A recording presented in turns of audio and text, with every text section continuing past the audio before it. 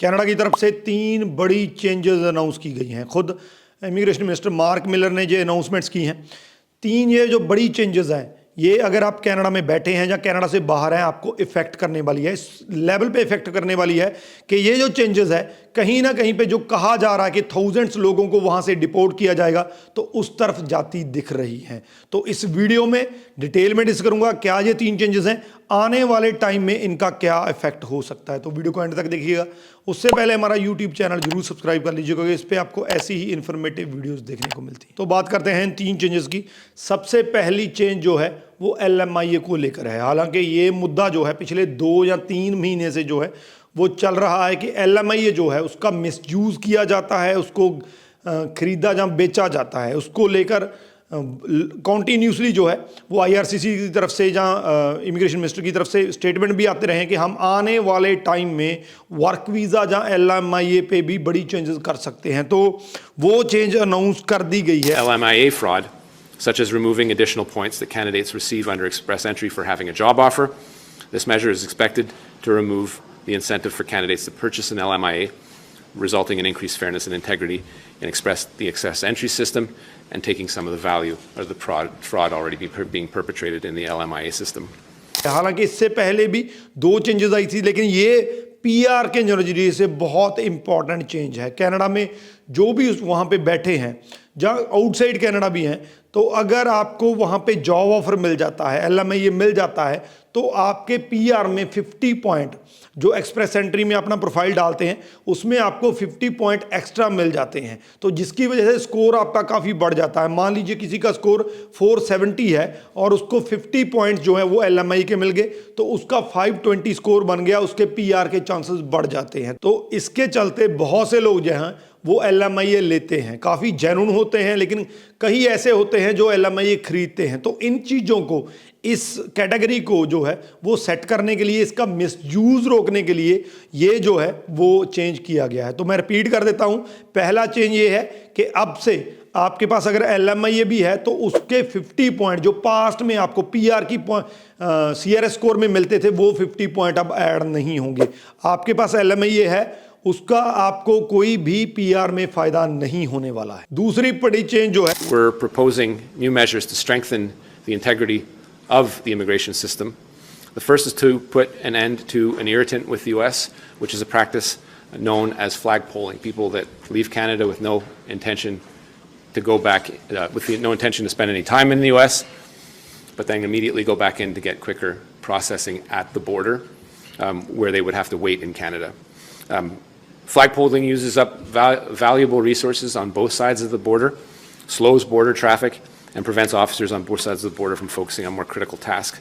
When this change comes into effect, temporary residents already in Canada will have to apply online to extend their stay, and flag polling will no longer be an option. वो flag polling को लेकर है। Flag polling का मतलब ये होता है कि कई बार कनाडा में आपको इमरजेंसी होती है, या कई लोग ऐसे होते हैं जिनको रिजल्ट ज़्यादा चाहिए कि मुझे अपना वर्क परमिट जल्दी से जल्दी चाहिए, मुझे अपना स्टडी परमिट, जो विद इन कनाडा अप्लाई करते हैं।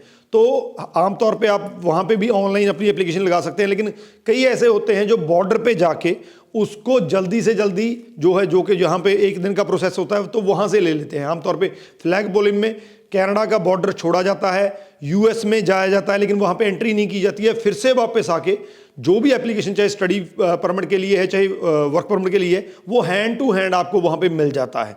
लेकिन अब इस फ्लैग पोलिंग को बंद कर दिया गया है, ये परमानेंटली बंद कर दिया गया है। इसका सबसे बड़ा रीज़न ये है कि इस टाइम पे जो कनाडा है वो अपने बॉर्डर पे जो भी उनके रिसोर्सेज हैं, जो भी मैन पावर है, वो इसके लिए यूज़ करना चाहता है ताकि वहाँ से कोई इनलीगल एंट्री US में ना हो। क्योंकि जो प्रेसिडेंट ट्रंप ने ऑलरेडी जो है वो कनाडा को कह चुके हैं कि अगर कनाडा की तरफ से एंट्री होगी, वहाँ से लोग इलीगली एंटर करेंगे, तो आने वाले टाइम में कनाडा पे बड़ी जो है वो टैरिफ लग सकता है, जिसकी वजह से कनाडा को बड़ा लॉस हो सकता है। तो इस चीज़ को रोकने के लिए अब कनाडा जो है अपने बॉर्डर की तरफ ध्यान दे रहा है।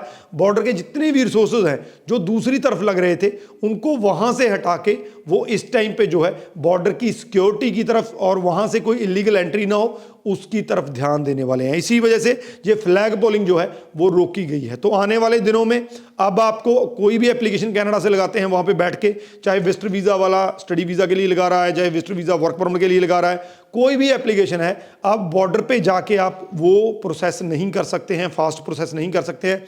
आपको उसी तरीके से जैसे नॉर्मल ऑनलाइन एप्लीकेशन लगती है वैसे ही अपनी एप्लीकेशन लगानी होगी। तीसरी अपडेट जो है, So we'll be introducing legislative amendments that will allow us to change, suspend, or cancel immigration documents, including visas, as well as to suspend or cancel applications in our inventory when it's deemed to be in the public interest, for example, in cases of mass fraud.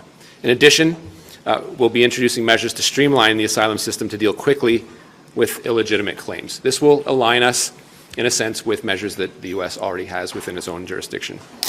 वो जिस तरह की उम्मीद की जा रही थी वो असाइलम को लेकर है। जिस तरीके से कनाडा में असाइलम के केस कॉन्टीन्यूसली बढ़ रहे थे, एक्सपोनेंशियली लेवल पे जो है उनमें इंक्रीज हुआ था, तो उसको लेकर बहुत सारी स्टेटमेंट्स आ रही थी कि अब कैसे इतने ज़्यादा असाइलम केसेस को कैसे टैकल किया जाएगा। तो उसको चलते हुए गवर्नमेंट ने ये डिसाइड किया है कि जो असाइलम केसेस हैं उनको स्ट्रीमलाइन किया जाएगा, खास करके उन केसेस को स्ट्रीमलाइन किया जाएगा जिनका राइट जो है असाइलम का वो कम चांसेस हैं, जहाँ जो केस इतना ज़्यादा स्ट्रॉन्ग नहीं है। तो आने वाले टाइम में इस पे कोई ना कोई बड़ी जो है हमें एक्शन देखने को मिल सकता है, जहाँ बड़ी वो एक पॉलिसी लेके आ सकते हैं। लेकिन फिलहाल उन्होंने जो अनाउंसमेंट की है उसके अकॉर्डिंग ये है कि जो असाइलम के जितने भी केस हैं इस टाइम पे, थाउजेंड्स में केस वहाँ पे पड़े हैं, तो उनको स्ट्रीमलाइन किया जाएगा, ज़्यादा उस पर फोकस किया जाएगा और जल्दी से जल्दी लोगों को डिसीजन दिया जाएगा। और जो लोग जिन लोगों के जो असाइलम केस है वो रिजेक्ट किए जाएंगे उनको जल्दी से जल्दी उनके कंट्री डिपोर्ट किया जाएगा। तो असाइलम पे भी ये अपने आप में बहुत बड़ी स्टेटमेंट है। आने वाले दिनों में इस पॉलिसी में चेंज हो सकती है और आने वाले दिनों में असाइलम के केसेस का हमें जो है वो जैसे अभी 2 या 3 साल लग रहे हैं उनका निपटारा जो है वो मंथ्स में हो सकता है। तो ये बड़ी 3 स्टेटमेंट्स हैं, बड़ी 3 चेंजेस हैं। LMIA के 50 पॉइंट्स बंद कर दिए गए हैं, फ्लैग पोलिंग को बिल्कुल स्टॉप कर दिया गया है। अब आपको ऑनलाइन अगर कनाडा में बैठ के भी एप्लीकेशन लगानी है तो ऑनलाइन करनी है, बॉर्डर पे जाके आप नहीं ले सकते हैं। तो 3 बड़ी अपडेट्स हैं, मैक्सिमम टू मैक्सिमम शेयर कर दीजिए। इस वीडियो के रिगार्डिंग कोई क्वेश्चन है तो नीचे लिख दीजिए, आपको आंसर मिल जाएगा। राजवीर चहल, थैंक यू सो मच।